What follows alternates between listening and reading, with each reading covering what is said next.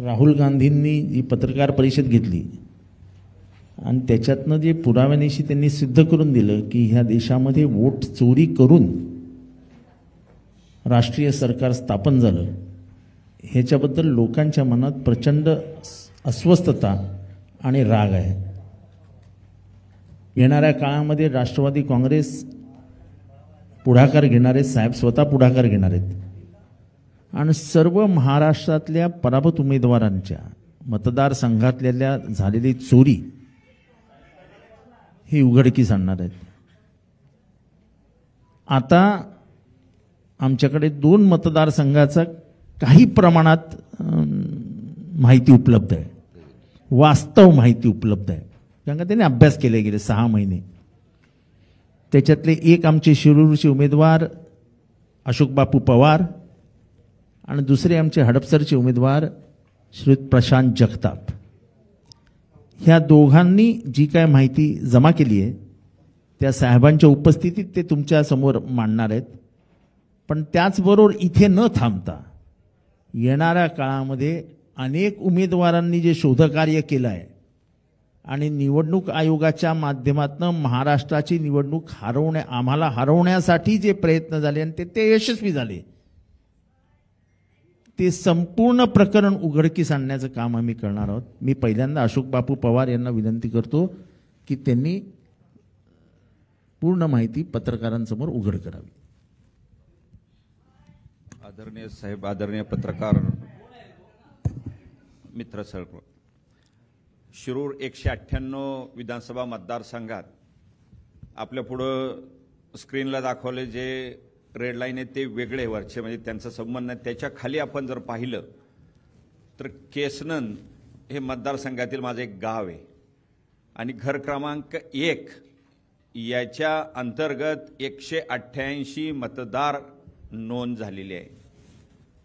मी ग्रामविकास अधिकाऱ्यांचं आजच एक पत्र घेतलं की बाबा घर क्रमांक 1 हे कोण आहे मालक, तर त्यांनी ते पत्र पण दिलं. 188 यादी पण मी आपल्याला संपूर्ण देतो. ती मतदार यादी ही जी निर्वाचन अधिकाऱ्यांनी जी जाहीर केलेली यादी असती निवडणुकीच्या काळात फायनल, त्यातली ही नावं मी काढलेली आहेत.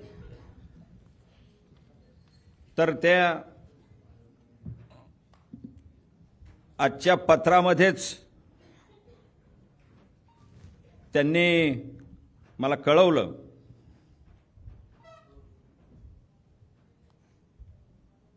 मी मिळकत क्रमांक 1 बाबत विचारणा केली होती. मी एका कार्यकर्त्याला पाठवलं.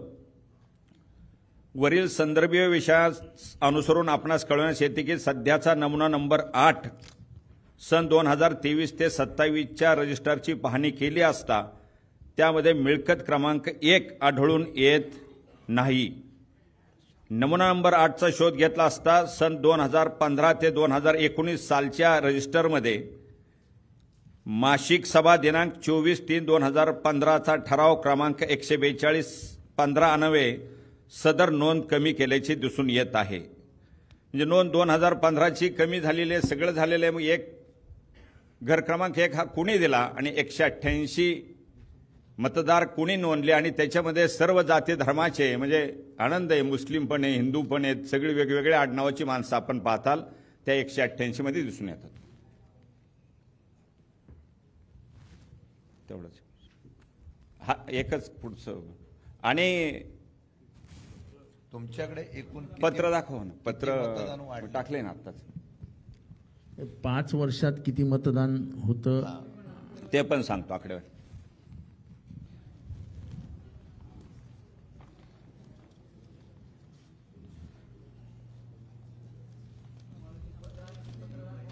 पत्र स्क्रीनवर दाखवा ना.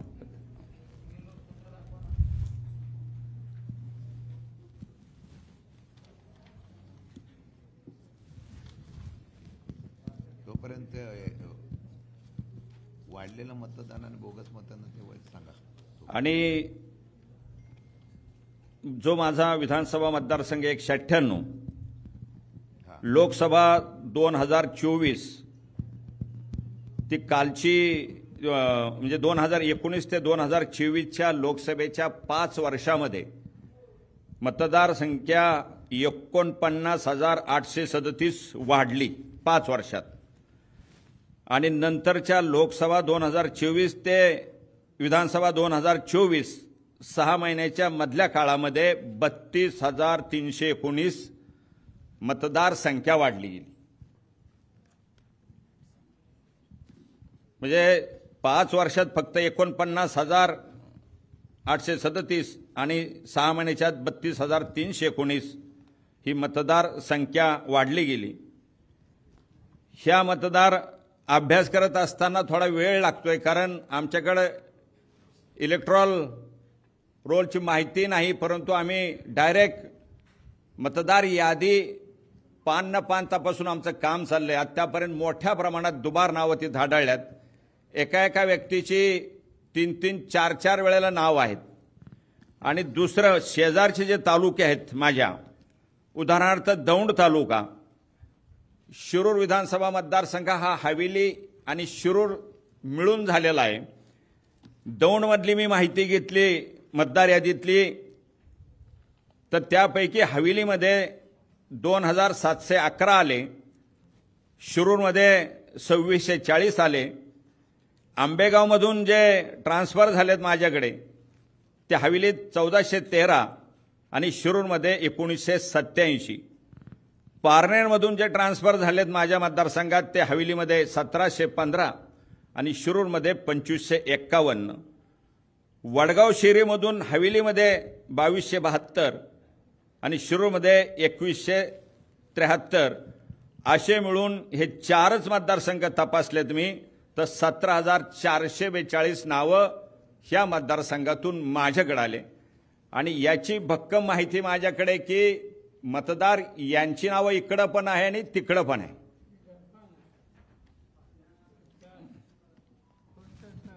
चार्ट दाखवा ना, ते दुबार नावाचं चार्ट.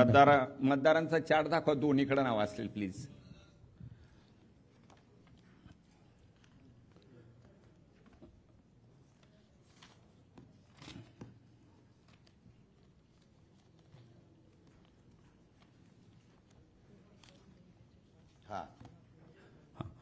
आता जर आपण पाहिलं, आता दाखवलं तो चार्ट दाखव, त्याच्या मागचा हे महत्वाचं आहे. हे महत्व आहे. 1 मिनिट थांबा. त्या आमदाराच्या बायकोचं डबल कार्ड दाखवा. हे दोन्हीकडे पण नाव आहेत पहा. फोटो कधीतरी तरुणपणा आणि त्याच्या खाली आपण खालचा जो दाखवलाय अहिरे आमदारांचं वरचं खाली वरती जरा 1 मिनिट खाली घ्या ना. कटके दाखवा. कटके खाली घ्या. मनीषा ज्ञानेश्वर कटके बघा. वर वरचं 1 नंबरच आहे ते आपण जे दाखवलेत आता. हां, थोडे खाली घ्या. हे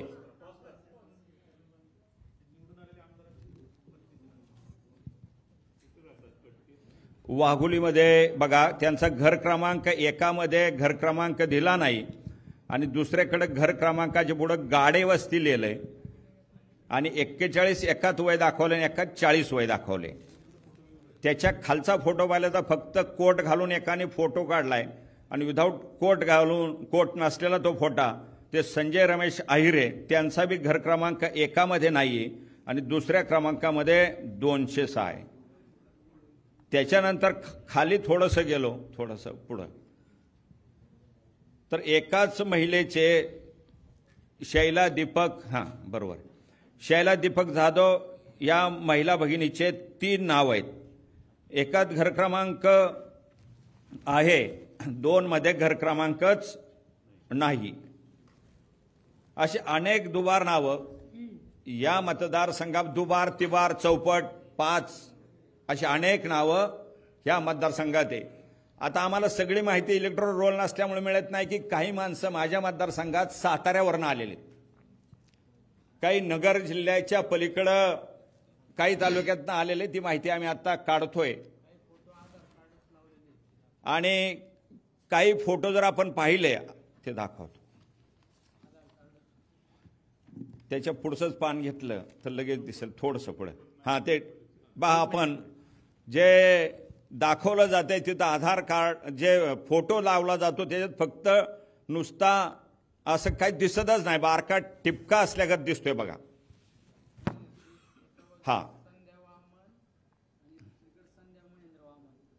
म्हणजे टिपका म्हणजे ती कोण आहे ओळखू शकत नाही आणि एका याच्यामध्ये काही आधार कार्डच लावलंय एखादी तर नाही नाही अशोक बापू एक मिनिट हं.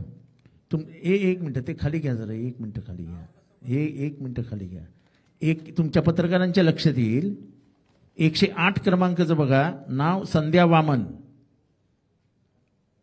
166 बघा, संध्या महेंद्र वामन. पतीचे नाव महेंद्र वामन, पतीचे नाव महेंद्र वामन. दोन्हीकडे दोन्हीकडे वय वेगळं, एकीकडे फोटो आहे तर दुसरीकडे फोटो आहे काय माहित नाही, पण ते काही दिसतच नाही. दिसतच नाही. नंतर उषा राजेश राठोड, हे बघा परत पतीचं नाव राजेश राठोड, घर क्रमांक एकीकडे नाही एकीकडे आहे, वय वेगवेगळं आहे. म्हणजे पती एकच आहेत, फोटो वेगवेगळे आहेत. घ्या वरती घ्या.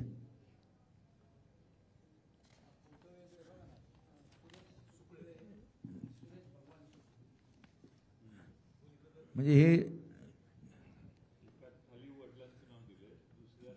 आणि घर क्रमांक 0 केलाय बघा साहेब.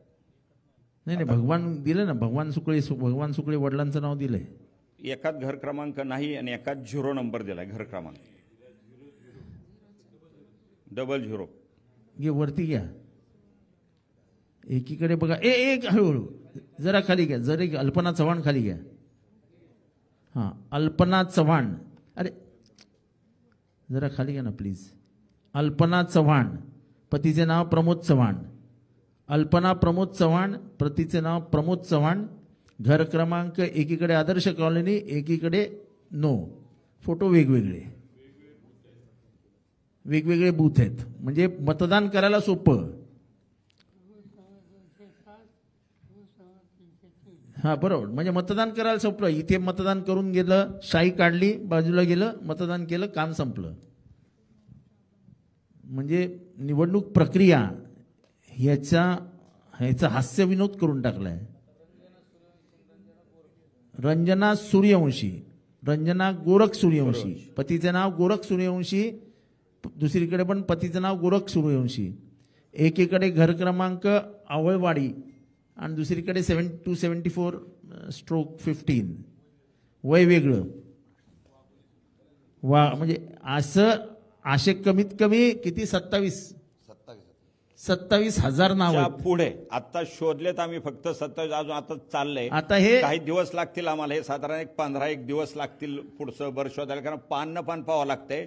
पण ते फक्त मतदारसंघापुरते मिळतील, कारण राज्यात जी नाव दुसरीकडे काय हे पाहायचं असेल तर त्या इलेक्ट्रॉल रोल शिवाय पाहता येणं अवघड आहे, कारण राज्याचं तपासणार कसं. आणि ह्या सगळ्या चोऱ्या लपवण्यासाठी ह्या चोऱ्या उघड्या पडतील कशा, तर तिथे एक 17A नावाचा फॉर्म असतो. 17A कोणी मतदान केलं हे सगळं त्याच्यावर नोंद असतं. विधानसभेचं आपलं मतदान झाल्या कायदा आला की 17A नावाची माहिती तुम्ही कोणाला द्यायचीच नाही.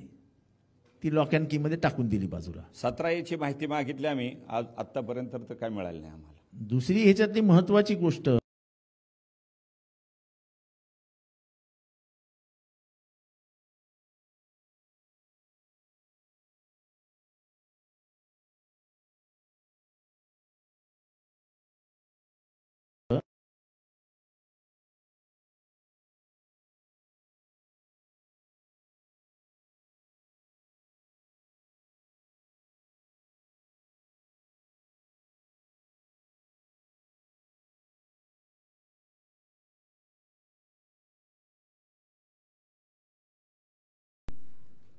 मग तुम्ही त्या महिलांची परवानगी घेऊन फुटेज काढलं होतं का, की तुम्ही महिला लाईनीत उभ्या राहणार आहात तर तुमचं आम्ही टीव्हीचं कव्हरेज करणार आहोत तर तुमची मान्यता द्या. अशी मान्यता कुठे, तुम्ही भगिनी आहात, वोटिंग केलेलं असेल, तुम्ही भगिनींनी मान्यता काय दिलेली का इलेक्शन कमिशनला? का इलेक्शन कमिशन इतकं परवर्ट आहे, इतकं मानसिक संतुलन त्यांचं ढळलेलं आहे की त्यांना महिलांना बघायचं होतं आणि फक्त त्यांनाच बघायचंय, बाकीच्या कोणालाही बघू द्यायचं नाही, असं काय आहे का? ह्याच्यातली सगळी गुप्त माहिती लपवण्याचं काम ते करतात आणि म्हणूनच त्याला वोट चोरी म्हटली जाते. आता प्रशांत जगताप हडपसरचं सांगतील. आदरणीय पवारसाहेब, माझा हडपसर विधानसभा मतदारसंघ आहे, ज्याच्यामध्ये लोकसभेचं जे मतदान मे 2024ला झालं आणि 2024च्या जूनमध्ये निकाल लागला. त्याच्यामध्ये आमच्याकडे डॉक्टर अमोल कोल्हे साहेब हे शिरूर लोकसभा मतदारसंघाचे खासदार म्हणून निवडून आले. माझ्या मतदारसंघामध्ये त्यांना 15,500चं लीड होतं. त्याच्यामुळं तिथं असणारे आमचे जे प्रतिस्पर्धी उमेदवार आहे किंवा महायुतीचे जे उमेदवार आहेत त्यांनी निवडणूक आयोगाला हाताशी धरून जून 2024 ते सप्टेंबर 2024 साधारणतः 40,300 नावं ही नव्याने नोंदली गेली. या सगळ्या याच्यामध्ये माझ्याकडे टोटल 49,000चा घोटाळा झालेला आहे, ज्याच्यामध्ये एकाच व्यक्तीचं नाव 2दा 3दा 4दा अशा प्रकारे केलेलं आहे. माझा पराभव हा 7,100 मतांनी झालेला आहे, ज्याच्यामध्ये साधारणतः 43,000 नावांनी चुकीच्या पद्धतीने मतदान केलंय. या संदर्भामध्ये आम्ही राज्य निवडणूक आयोगाकडे आणि केंद्रीय निवडणूक आयोगाकडे या संदर्भातलं ऑब्जेक्शन दाखल केलेलं आहे. याच्यामध्ये गडबड अशी आहे की माननीय अशोक बापू पवारांनी जे माझ्या अगोदर सांगितलं तसाच विषय आहे की माझ्या मतदारसंघासहित राज्यातल्या 288 विधानसभा मतदारसंघामध्ये 17A जो फॉर्म आहे, 17C हा आमच्या पोलिंग एजंटकडे असतो आणि 17A जो आहे तो निवडणूक आयोगाकडे असतो, ज्याच्यामध्ये कुणी मतदान केलं. म्हणजे काही ठिकाणी मयत येऊन मतदान करून गेलेत, काही ठिकाणी एकाच माणसानी 4-4, 5-5, 7-7 वेळा मतदान केलेलं आहे. त्या मतदानाची लिस्ट ही राज्य निवडणूक आयोग या ठिकाणी आम्हाला द्यायला तयार नाही. आम्ही सातत्याने 1दा 2दा 3दा 4दा पत्रव्यवहार केला आहे, पण त्या संदर्भात त्यांचं म्हणणं क्लिअर आहे की आम्ही ते देऊ शकत नाही. त्याही पलीकडे विषय असा आहे की राज्य निवडणूक आयोगाला आणि आमच्या स्थानिक कलेक्टरला आम्ही ही मागणी करतोय की लोकसभेच्या 3 महिने अगोदर कुठल्या मतदारांची नावं नोंदली गेली, लोकसभा ते विधानसभा कुठल्या नवीन मतदारांची नावं नोंदली गेली आणि लोकसभेनंतर म्हणजे विधानसभेनंतर काही नावं ॲड झाली किंवा डिलीट झाली ही यादी द्या, त्यांच्या संदर्भातले पुरावे द्या. तर त्या ठिकाणी जिल्हा निवडणूक अधिकारी आणि कलेक्टर ऑफिस असं सांगतंय की आम्ही तुम्हाला फक्त आकडा देऊ, कुठली नावं इन झाली आणि कुठली नावं आऊट झाली हे करता येणार नाही. जसं माझ्या मतदारसंघामध्ये हडपसर विधानसभा मतदारसंघामध्ये शेवटच्या 9 दिवसामध्ये भोसरी विधानसभा मतदारसंघाची नावं आली आणि माझी नावं ही भोसरी म्हणजे त्याच्यामध्ये ती आयडेंटिफाय केली की हे मतदान महाविकास आघाडीला जाईल, त्यामुळे ती नावं भोसरी मतदारसंघात शिफ्ट करण्यात आली. हा एवढा मोठा घोटाळा आहे. या ठिकाणी आम्ही राज्य निवडणूक आयोगाकडे, केंद्रीय निवडणूक आयोगाकडे आणि मान्य उच्च न्यायालयामध्ये जी आमची प्रतिस्पर्धी उमेदवारांवर केस चालू आहे त्याच्यामध्ये शपथपत्रावर देत आहोत ही 49,000 नावं ही घोटाळ्याने आतमध्ये आली. 40,300 नावं ही 4 महिन्यात दाखल करण्यात आली. ही नावं मतदारसंघाच्या बाहेर टाकण्यात आली. ही नावं मतदारसंघाच्या आत आणण्यात आली. माझ्या प्रतिस्पर्धी उमेदवारांनी ज्या एजन्सीज हायर केल्या त्या 2 एजन्सीची नावं मी शपथपत्रावर ॲफिडेव्हिटमध्ये मान्य उच्च न्यायालयामध्ये ठेवत आहेत. त्यांचं झालेलं ट्रान्झॅक्शन कुठल्या अकाउंटवरून संबंधित कंपनीला पैसे देण्यात आलेले आहेत ती नावं सुद्धा आम्ही मान्य उच्च न्यायालय आणि निवडणूक आयोगाकडे देणार आहोत. ही लढाई सोपी नाही, पण याच्यामध्ये आम्ही आदरणीय पवारसाहेबांच्या नेतृत्वाखाली ही लढाई जिंकू याचा विश्वास माझ्यासारख्या कार्यकर्त्याला आहे. आणि आज राज्य निवडणूक आयोगाच्या कृपेने किंवा केंद्रीय निवडणूक आयोगाच्या कृपेने या महायुती सरकारमधली मंडळी काही एजन्सीज या ठिकाणी राज्यामध्ये हायर करून साधारणतः 12,000ला एक मतदान विकत घेतात. त्याच्यामध्ये मतदार हे बोगस नोंदवले जातात. त्या मतदारांना मतदानाच्या दिवशी गाडीत खाण्यापिण्यासहित आणलं जातं आणि मतदान केलं जातं. त्याच्यामुळे चुकीच्या पद्धतीने महाराष्ट्राची निवडणूक ही नोव्हेंबर 2024ला जिंकण्यात आली अशा प्रकारचा आमचा थेट आरोप आहे. त्यानंतर आदरणीय साहेबांच्या नेतृत्वाखाली आम्ही राज्य निवडणूक आयोग, केंद्रीय निवडणूक आयोग त्याचबरोबर मान्य उच्च न्यायालय आणि मान्य सर्वोच्च न्यायालयामध्ये या संदर्भामध्ये निश्चित लढाई करणार आहोत. एवढं पुढे या ठिकाणी थांबतो. धन्यवाद. आता खडकवासलाचे आमचे उमेदवार हे ईव्हीएमच्या बाबतीत काय घोटाळा कसा होतो याची माहिती दिली. अतिशय अभ्यास करून आणि हे परत पत्रकारांना सांगतो 15 दिवसानंतर सगळ्या महाराष्ट्रातल्या चोऱ्या आम्ही उघड करणार आहोत. नमस्कार आदरणीय साहेब.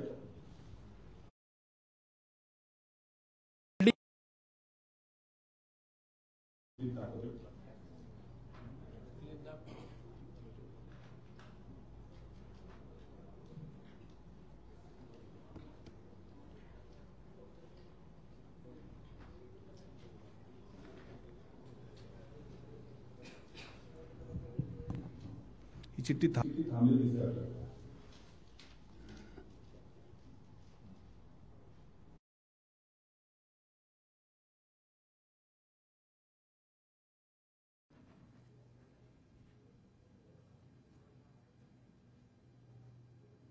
की अशी चिठ्ठी येणं अपेक्षित आहे. दुसरी दाखवा.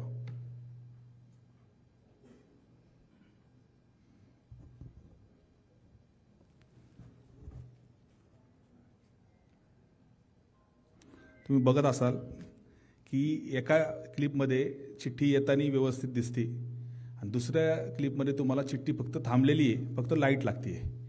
त्यांनी मशिनीमध्ये असं मॅनिप्युलेट केले की जो पहिला वोटर्स येतो त्यांनी समजा तुतारी चिन्ह दाबलं तर ते तुतारी चिन्ह व्यवस्थित येते दिसते, परंतु सलग दुसरा जो मतदार येतो तर तो सलग जर दुसरा मतदार आला तर त्यांनी जर तुतारी बटन दाबलं तर त्याला पहिल्यानी दाबलेली तुतारी तीच दिसते आणि त्याला समाधान वाटतं की बाबा आपलं मतदान झालंय आणि तो पुढे निघून जातो. तो पुढे निघून गेल्यानंतर त्या इलेक्ट्रॉनिक व्हीव्हीपॅडला सेन्सर आहे आणि तुम्ही जर बघितलं असेल तर पूर्वी ज्या वेळेला पहिल्या बॉक्स वापरले गेले होते ते ट्रान्सपरन्स होते, पण आता गोगल कास्ट लावले झालेली त्याच्यामुळे आतलं काही दिसत नाही लाईट लागल्याशिवाय. आता ती एक दुसरी क्लिप दाखवा कटची, ते माणूस बोलतोय त्याचे.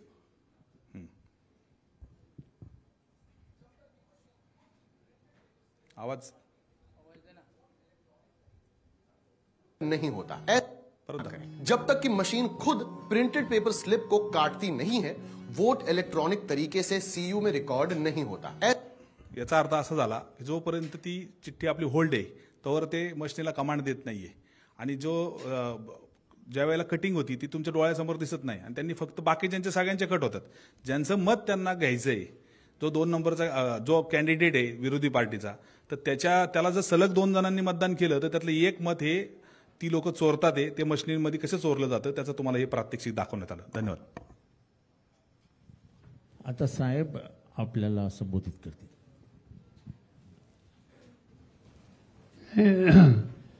एक प्रश्न काल मी इथं मीडियामध्ये बघत होतो की देशामध्ये उपराष्ट्रपतीची निवडणूक आहे आणि या निवडणुकीच्यासाठी आमच्या बैठकाही झाल्या, आमचा निर्णयही झाला. आम्हा सगळ्यांच्या वतीनं सुदर्शन रेड्डी यांचा फॉर्म सुद्धा काल आम्ही भरला.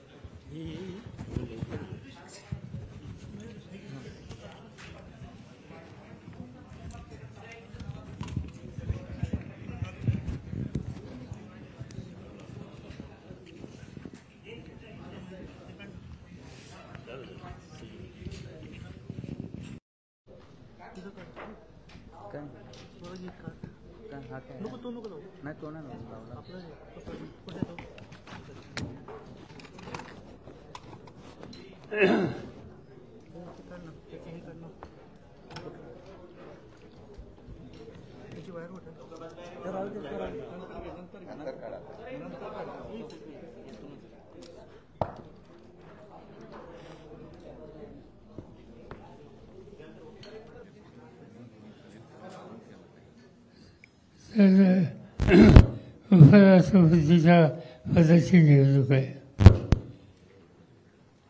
सत्ताधारी पक्षानं त्यांच्या विरोधात जाहीर केलं की जी ग्रस्त महाराष्ट्रात सध्या राज्यपाल आणि विरोधी पक्षाचे अनेक सरकारी एकत्र बसलं. त्याच्यामध्ये शिवत खंडगे होते, त्याच्यामध्ये राहुल गांधी होते, त्याच्यामध्ये मी होतो आणि अन्य पक्ष जे आहेत ऑपोजिशनचे ते सगळे त्या ठिकाणी होते. आणि आम्ही सगळ्यांनी मिळून 2-3 नावाची चर्चा केली आणि एका नावावर आम्ही एक वाक्यता केली. ते शिवत रेड्डी एकेकाळी सुप्रीम कोर्ट किंवा हायकोर्ट याच्यामध्ये जज होते. त्याचा फॉर्म आम्ही भरलेला आहे. महाराष्ट्राच्या मुख्यमंत्र्यांनी मला कॉन्टॅक्ट केलं आणि मला सुचवलं की हे जे उमेदवार आहेत अशा सत्ताधारी पक्षानं आपल्या पुढे दिलेत, त्या उमेदवारांना तुम्ही लोकांनी मदत करावी. का तर ते महाराष्ट्राचे राज्यपाल आहेत आणि महाराष्ट्राचे राज्यपाल असल्यामुळे महाराष्ट्राच्या मतदारांनी आपल्या राज्यपालाला मतदान करावं ही विनंती त्यांनी मला केली आणि नंतर कळलं मला उद्धव ठाकरेंनी नाही केली. मी त्यांनी सांगितलं शक्य नाही. नंतर मला कोणतं विचारलं का शक्य नाही, तर शक्य नाही सरळ सरळ आहे की आमच्या विचाराचे नाहीच. पण त्याहीपेक्षा ते झारखंडला राज्यपाल होते. झारखंडला राज्यपाल असताना झारखंड हे राज्य आदिवासींचं राज्य आहे. आदिवासींची संख्या सर्वत्र तिथं जास्त आहे. तिथं मुख्यमंत्री हेमंत सोरेन हे काही वर्ष आहेत. त्यांच्या एक केस झाली. त्या केसच्या संबंधी किंवा अन्य कामासाठी सोरेन मुख्यमंत्री हे राजभवनमध्ये राज्यपालांना भेटायला गेले आणि तिथे ते भेटायला गेल्याच्यानंतर ह्या ज्या एजन्सीज असतात CBI, ED त्यांना त्या ठिकाणी पाचारण केलं. कुणी केलं माहिती नाही, पण ते सगळे आले आणि राजभवनला राज्यपालांच्या समोर मुख्यमंत्र्यांना अटक केली. असं ऐतिहासिक उदाहरण कधी यापूर्वी घडलं. मुख्यमंत्री सांगत होते की राजभवनात मला अटक करू नका, मी बाहेर येतो, रस्त्यावर अटक करा, माझ्या ऑफिसमध्ये येतो तिथं अटक करा, माझ्या घरी येतो तिथं अटक करा, पण राजभवनावर करू नका. पण असे जे महाराष्ट्राचे राज्यपाल आहेत आणि उमेदवार आहेत त्यांच्या उपस्थितीमध्ये राज्यपालांच्या राजभवनामध्ये मुख्यमंत्र्यांना अटक केली गेली. याचा अर्थ सत्तेचा वापर कसा केला जातो याचं हे धडधडीत उदाहरण आहे. आणि म्हणजे अशांच्यासाठी मताची अपेक्षा करणं आम्हाला योग्य वाटत नाही. आम्हाला माहिती आहे मतांची संख्या माहिती आहे. मतं एकंदर जी आहेत राज्यसभा आणि लोकसभेची ती आमची कमी आहेत. त्यामुळे त्याच्या निर्णयाची चिंता आम्हाला नाही. पण तत्व म्हणून सुद्धा उद्धव म्हणजे राज्याच्या मुख्यमंत्र्यांची जी विनंती होती ती स्वीकारणं शक्य नाही आणि त्याची कार्यवाहीसुद्धा मी आपल्याला सांगितलेली आहे. ठीक आहे.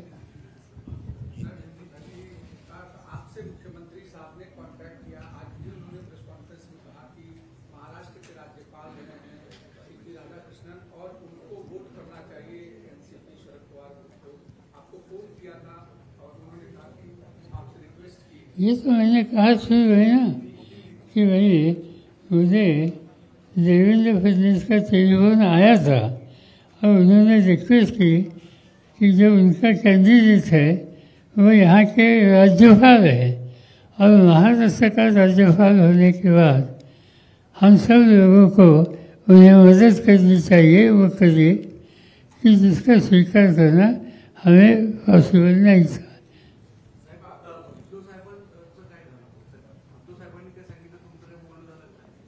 मला संजय राऊतांनी सांगितलं आमच्या चर्चा झाली नाही म्हणून निर्णय घेतला. हे आमच्याच आमचा आणि त्यांचा निर्णय एकच आहे. उपराष्ट्रपती पदाच्या निवडणुकीमध्ये मतदान जे आहे ते गोपनीय गुप्तता आहे. तर अशा वेळेस एनडीएकडे आवश्यक संख्याबळ आहे, तरी तुम्हाला असं वाटतं का की गुप्त मतदान असल्यामुळे तुमच्या उमेदवारांचे विजयाचे किती नाही, असं आहे की मतांची संख्या जर बघितली राज्यसभा लोकसभा तर ती आमच्यापेक्षा त्यांची जास्त आहे. त्यामुळे बाकीचे उद्योग आम्ही काही करत बसणार नाही आणि त्या चौकशीच्या बाहेर जाणार नाही. आमची जी मतं आहेत ती आमची ठरलेली मतं जी आम्ही द्यायचा निर्णय घेतला त्यांना पडतील. दुसरीकडचं काय होईल हे त्यांचं त्यांनी बघावं. याला जोडून एक असा प्रश्न आहे की दोन्ही उमेदवार हे दक्षिणेतले आहेत. अशा वेळेस जे रेड्डी जे इंडिया अलायन्सचे उमेदवार आहेत त्यांचा तेलंगणा आणि आंध्र प्रदेश या दोन्ही राज्यांशी जवळचा संबंध आहे. असं पाहता इंडिया अलायन्समध्ये जे खासदार आहेत किंवा जे बाहेरचे खासदार आहेत अशा सगळ्यांना एकत्रित काही आवाहन केलं जाणार आहे का इंडिया अलायन्सकडून? अजून काही त्यावेळी याच्यावर चर्चा केली नाही. निवडणुकीला थोडा वेळ आहे, पुढे गेल्यानंतर पुन्हा त्याचा विचार करू. पण आम्हाला एक गोष्ट स्पष्ट करायची आहे की आमची स्ट्रेंथ किती आहे हे आम्हाला माहिती आहे. त्यामुळं त्याच्यापेक्षा काही वेगळा निकाल या ठिकाणी लागेल अशा सवलतीचा निर्णय आहे. सगळ्याच जे पराभूत उमेदवार होते त्यांना आज बोलवण्यात आलेलं होतं. त्यांनी त्यांच्या मतदारसंघातल्या या सगळ्या समस्या सांगितल्या. राहुल गांधी यांनी प्रेस कॉन्फरन्स घेऊन सांगितलं. आता या मोर्चामध्ये तुम्ही सुद्धा उतरत आहात. कशा पद्धतीनं येत्या काळामध्ये तुम्ही या सगळ्या मुद्द्यांवर सरकारला धारेवर धरणार आहात किंवा निवडणूक आयोगाला धारेवर? आम्ही सरकारचा विचार करत नाही, आम्ही निवडणूक आयोगाचा विचार करतो. आणि म्हणून आपण बघितलं असेल गेल्या आठवड्यामध्ये 300 खासदार रस्त्यावर उतरले आणि आम्ही सगळ्यांनी मोर्चा काढला इलेक्शन कमिशनवर. तिथं आम्हाला अटक केली गेली. त्यांना जे काही आमचं म्हणणं होतं ते आम्ही त्या ठिकाणी आधी कळवलेलं होतं. आज बिहारमध्ये राहुल गांधींचा दौरा चालू आहे. जे फीडबॅक आम्हाला मिळते की प्रचंड प्रतिसाद आहे. आणि बिहार राज्य आर्थिकदृष्ट्या अडचणीचं राज्य आहे हे आपण नेहमी ऐकतो. पण माझं ऑब्झर्वेशन अनेक वर्षाचं आहे की आर्थिकदृष्ट्या अडचणीचं असेल तिथे काही प्रश्न असतील, पण राजकीयदृष्ट्या बिहार हे राज्य अत्यंत जागृत आहे. तुम्ही बघितलं असेल चंपारणाचा सत्याग्रह गांधींनी तिथून केला. जयप्रकाश नारायणांनी इमर्जन्सी यांच्या काळामध्ये पहिलं सत्याग्रहण संघर्ष बिहारमध्ये केलं. त्या राज्यामध्ये कर्पूरी ठाकूर किंवा असे अनेक नेते होते की जन्मत त्यांच्या पाठीशी होतं. आणि आज मतांच्या प्रश्नाबद्दल जो इश्यू निर्माण झालेला आहे आणि इलेक्शन कमिशन त्याच्यामध्ये स्वच्छ भूमिका घेत नाही, त्याच्याबद्दलचा विचार ठिकठिकाणी मांडायचा ठरवला आहे. आणि त्याची सुरुवात बिहारपासून झालेली आहे. त्याचा प्रतिसाद बघता हा कार्यक्रम सर्व देशामध्ये हा घेतला जाईल. प्रश्न एकच आहे की निवडणूक आयोग ही स्वतंत्र इन्स्टिट्यूशन आहे. तिची एक त्याचं जे कॅरेक्टर आहे ते कॉन्शियसली जतन करण्याची जबाबदारी त्यांच्या असताना ती झाली नाही असे तक्रार लोकांची आहे.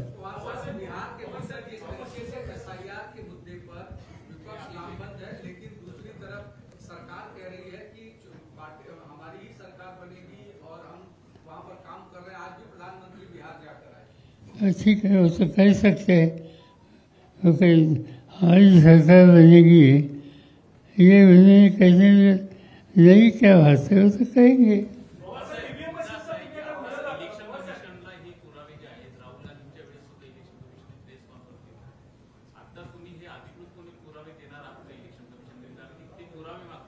आम्ही आणखी सखोल अभ्यास करतो तिथं, आम्हाला 2-3 आठवडे अजून लागतील, त्यानंतर आम्ही इलेक्शन कमिशनला भेटू.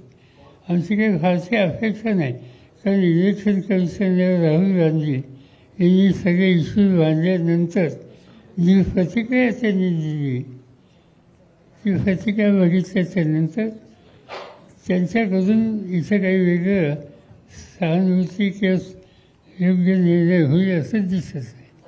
ते जे पुन्हा पुन्हा सांगतात शपथ द्या, कशासाठी? राहुल गांधींनी स्वच्छ सांगितलं की भारताच्या सभासद म्हणून ही शपथ घेतलेली आहे, आणखी याची काही वेगळी आवश्यकता नाही.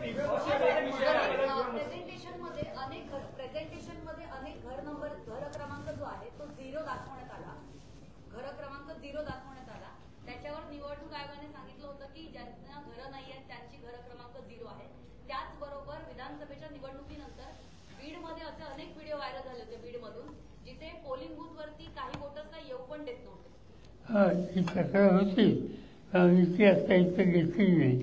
आणि घर क्रमांकाचं असं आहे की आमच्याकडं आणि विशेषतः राहुल गांधींनी जी माहिती दिली त्याच्यामध्ये अनेक घरं होती की तिथं क्रमांक नव्हता. पण त्याच्यापेक्षा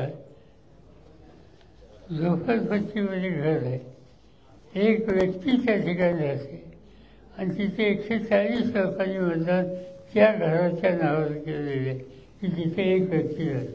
त्यामुळे या सगळ्याच्या खोलात आम्ही जाणार आहोत. एक याला जोडूनच एक माहिती सांगतो. माझ्याकडे एक मतदारसंघ आहे, त्यामध्ये 0 हाऊस नंबर आहे, डॅश हाऊस नंबर आहे, शेकडो नावं, शेकडो घर आहेत त्याच्यात. उद्गारवाचक चिन्ह आहे, डॉट आहे, ब्लँक हाऊस नंबर आहेत, असे 30-40 हजार घरं आहेत. आणि त्यामुळं एका घरात 188 नावं, 200 नावं. आता 0 आहे ना, 0 हे एक झालं, 00 ही वेगळी कॅटेगरी झाली, 000 ही तिसरीच कॅटेगरी आहे. म्हणजे कारण ते कॉम्प्युटरमध्ये काहीतरी you need to feed something म्हणून डॉट, कॉमा पण आहे. असे उद्योग भरपूर आहेत. आणि आमचे अशोक पवार जे आहेत त्यांनी कलेक्टरना सांगितलेलं निवडणुकीच्या आधी 10 दिवस की माझ्या मतदारसंघात बरीच नावं नोंदवायला चालू आहे आणि ती बोगस आहेत. तर तत्कालीन कलेक्टरने त्यांना सांगितलं की आता आम्ही काही करू शकत नाही, याला ऑब्जेक्शन घ्यायला तर टाइम पण नाही. म्हणजे कंटिन्युअस मतदार यादीमध्ये माणसांची नावं घुसडण्याची यंत्रणा निवडणूक आयोगानेच केलेली आहे. आता प्रश्न एवढाच आहे, आता 188 मतदान आहे किंवा 164 मतं एका घरात आहेत. आता प्रश्न पुढं असा होईल की 164 माझं आव्हान आहे की आपल्या घरात किती नावं लागलेत हे बघा, नाही तर ती माणसं उद्या तुमच्या घराचा क्लेम करायला लागतील की हे आमचं घर आहे म्हणून. जरा ह्याच्यात अधिकची माहिती देतो. हे सगळं सांगितलं जाते ना, हे आत्ता नाही सांगत आहे आम्ही. हे 18 ऑक्टोबर 2024ला आम्ही निवडणूक आयोगाला एक पत्र लिहिलं होतं आणि पत्रकार परिषद घेतली होती की तुमचे सर्व्हर मॅनेज केले जात आहेत. जे काँग्रेस किंवा MBA शिवसेनेचे जे मतदार आहेत ते 10-10 हजार मतदार बाहेर फेकले जात आहेत, त्यांच्या जागी नवीन मतदार आणले जात आहेत. हे पत्र आम्ही इलेक्शन कमिशनला 18 ऑक्टोबर 2024लाच दिलंय की मतदार याद्यांमध्ये घोळ करण्याचा कार्यक्रम सुरू आहे आणि प्रत्येक मतदारसंघामध्ये 10 ते 15 हजार मतदारांमध्ये हे केलं जातंय, जेणेकरून आपल्या उमेदवारांना निवडून आणण्याचं काम सत्ताधारी पक्ष करतोय. ही तक्रार निवडणुकीच्या नंतरची नाही आहे, ही तक्रार निवडणुकीच्या आधीच आम्ही केलेली आहे.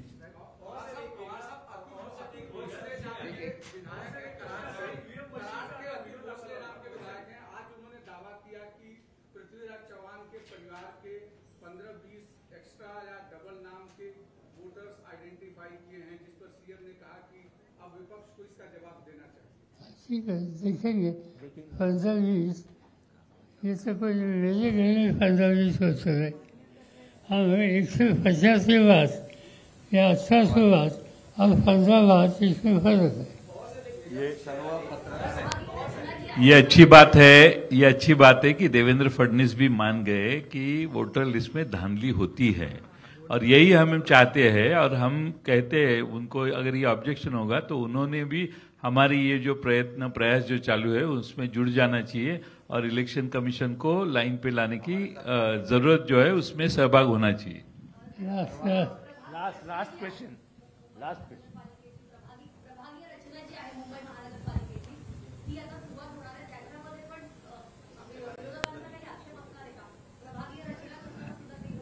प्रभाग रचना ही सरकार पुरस्कृत असते।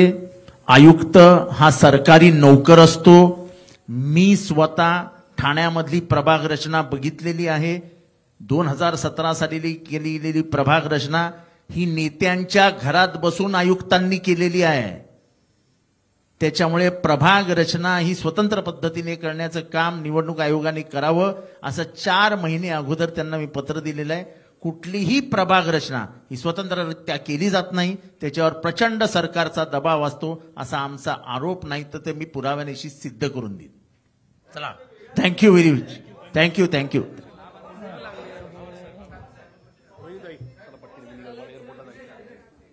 शेवटचा प्रश्न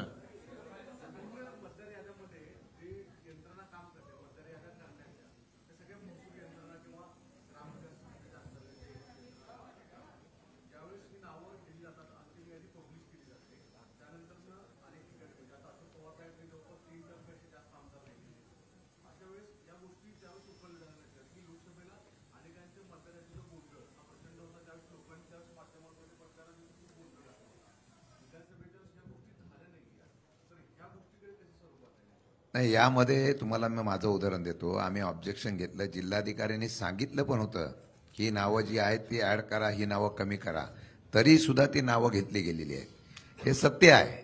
त्यामुळे हे जे आहे तुम्ही सांगताय तसं काही नाही। त्यांनी ती मतदारामधली नावं ठेवली, वाढवली, हे सत्य आता बाहेर येत आहे आणि त्यातूनच निवडणुका जिंकलेल्या आहेत। आणि तुळजापूरला निवडणूक अधिकारी हुळंबे नावाचे, मी नाव देईन, माझ्या ट्विटरवर आहे, यांनी पोलिसात तक्रार केली आहे की माझ्यावर दबाव टाकला जातोय 10,000 खोटी नावं टाकण्याची। त्यांच्याकडे ऍड्रेस नाही, त्यांच्याकडे कार्ड नाही, पण माझ्यावर दबाव टाकलाय आणि तसा FIR आहे तुळजापूरला।